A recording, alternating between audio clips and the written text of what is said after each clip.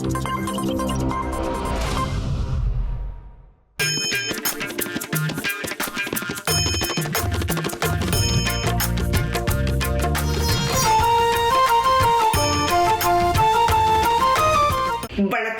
இன்றைய நாள் 14/11/2025 வெள்ளிக்கிழமை. செய்திகள் வாசிப்பவர் சோபிகானி சாந்தன். பானிஷா தமிழின் பிரதான செய்திகள். முதலில் தலைப்புச் செய்திகள். உறுப்பினர்களை குறிவைத்து தகாத கருத்துக்களை தவிர்க்குமாறு சபாநாயகர் வலியுறுத்தல். இலங்கையின் 2026 ஆண்டு வரவு செலவு திட்டத்தை மதிப்பீடு செய்து வருவதாக IMF தகவல். வேலை நிறுத்தத்துக்கு தயாராகும் ஆசிரியர் தொழிற்சங்கங்கள். டெல்லி குண்டுவெடிப்பு தாக்குதலுடன் தொடர்புடையவரின் வீடு இடித்து தாக்கப்பட்டது. உக்ரைன் தலைநகர் மீதான ரஷ்யாவின் தாக்குதல் 9 பேர் படுகாயம். இங்கிலாந்தில் சட்டவிரோத குடியேற்றத்தை குறைக்க புதிய திட்டம். தொடர்வது விரிவான செய்திகள். முதலில் தாயக செய்திகள். சக உறுப்பினர்களை குறிவைத்து தகாத கருத்துக்கள் மற்றும் குற்றம் சாட்டுகளை முன்வைப்பதை தவிர்க்குமாறு சபாநாயகர் ஜாதக விக்ரமரத்ன நாடாளுமன்ற உறுப்பினர்களிடம் வலியுறுத்தியுள்ளார். இன்றைய நாடாளுமன்ற கூட்டத்தொடரின் தொடக்கத்தில் உறுப்பினர்களுக்கு அறிவிப்புகளை வழங்கும் போது சபாநாயகர் இந்த கருத்தை வெளியிட்டார். அண்மை காலமாக நாடாளுமன்ற நடவடிக்கைகளின் போது இதுபோன்ற நடத்தை அடிக்கடி காணப்படுகின்றது. இது சபைக்கு அவமரியாதையை ஏற்படுத்துகின்றது. எனவே நாடாளுமன்றத்தில் நடவடிக்கைகளின் போது சபைக்கு புறம்பான வார்த்தைகளை பயன்படுத்துவதை தவிர்க்குமாறு இந்த விடயத்தில் எம்பிகள் தங்கள் ஆதரவை வழங்குமாறு அவர் கேட்டுக்கொண்டார். இலங்கை தற்போதைய பிணையெடுப்பு திட்டத்தின் நிபந்தனைகளுடன் ஒத்துப்போகிறதா என்பதை தீர்மானிக்க சர்வதேச நாணய நிதியம் அண்மையில் அறிவிக்கப்பட்ட இலங்கையின் 2026 ஆண்டு வரவு செலவு திட்டத்தை மதிப்பீடு செய்து வருவதாக IMF தகவல் தொடர்புத்துறை பணிப்பாளர் ஜூரி கோசாக் கூறினார். எனவே வர்த்தகத்தை தாராளமயமாக்குவதில் தொடர்ச்சியான முயற்சிகள், தொடர்புடைய சீர்திருத்தங்களை எளிதாக்குதல், வெளிநாட்டு முதலீடு தொடர்பான விதிமுறைகளை மேம்படுத்துதல் மற்றும் நெறிப்படுத்துதல் ஆகியவை இதில் அடங்கும். மேலும் அரசாங்கத்தில் செயல் திட்டத்தில் கோடிட்டு காட்டப்பட்டுள்ள நிர்வாக சீர்திருத்தங்களை செயற்படுத்துவதை விரைவுபடுத்துவது முக்கியம். இறுதியாக நலம்புரி சலுகை கொடுப்பனவு திட்டத்தை ஆழப்படுத்துவதுடன் சமூக பாதுகாப்பை மேம்படுத்துதல் அவசியம். எனவே இலங்கையின் வளர்ச்சியை அதிகரிக்க நாங்கள் எதிர்பார்க்கும் சீர்திருத்தங்கள் அவை என்று அவர் மேலும் கூறினார்.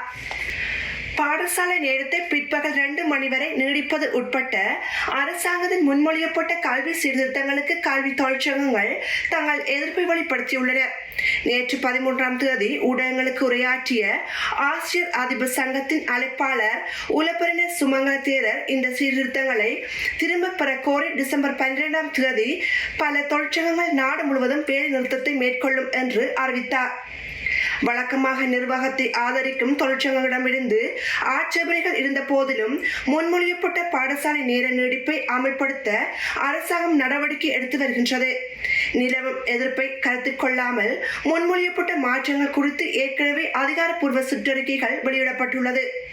இந்த சீர்திருத்தங்களை அரசாங்கம் திரும்ப பெற தவறினால் டிசம்பர் 12க்கு பிறகு நாடு முழுவதும் கால வரையறையற்ற வேலை நிறுத்தத்தை தொடங்க தொழிற்சங்கங்கள் தயாராக இருப்பதாகவும் அவர் மேலும் எச்சரித்தார்.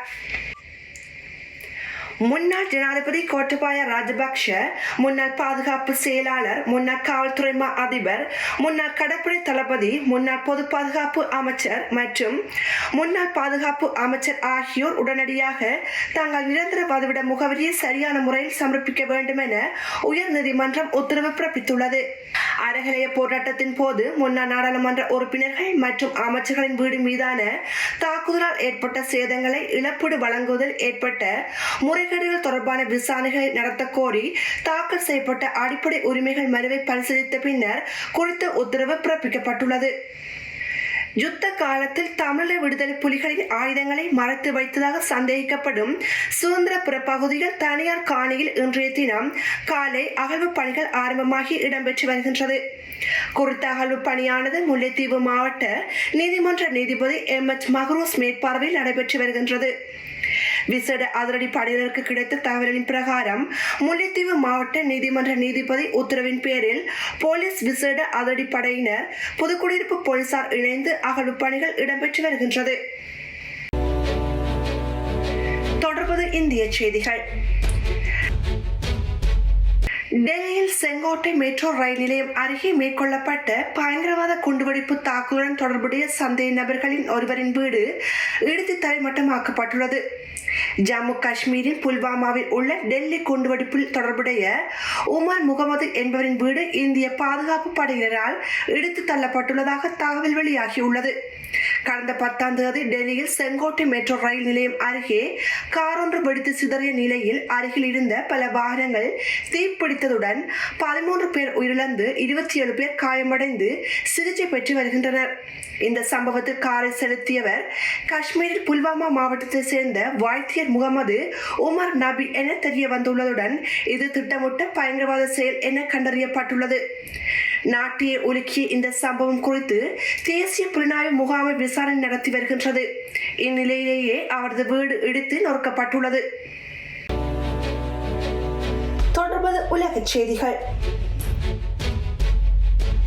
உக்ரைனிய தலைநகர் கீவ் மீதான ரஷ்யாவின் பாரிய தாக்குதல்களில் குறைந்தது 9 பேர் காயமடைந்து மருத்துவமனையில் அனுமதிக்கப்பட்டுள்ளதாக கீவ் மேஜர் வித்தாலி கிளிட்ஸ்கோ தெரிவித்துள்ளார்.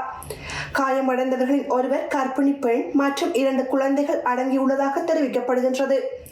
இதேவேளை குறித்த தாக்குதலில் மருத்துவமனை வசதிகள் மற்றும் குடியிருப்பு கட்டிடங்கள் உட்பட பல மாவட்டங்களில் தீ விபத்துகளும் மற்றும் சேதங்களும் ஏற்பட்டுள்ளன.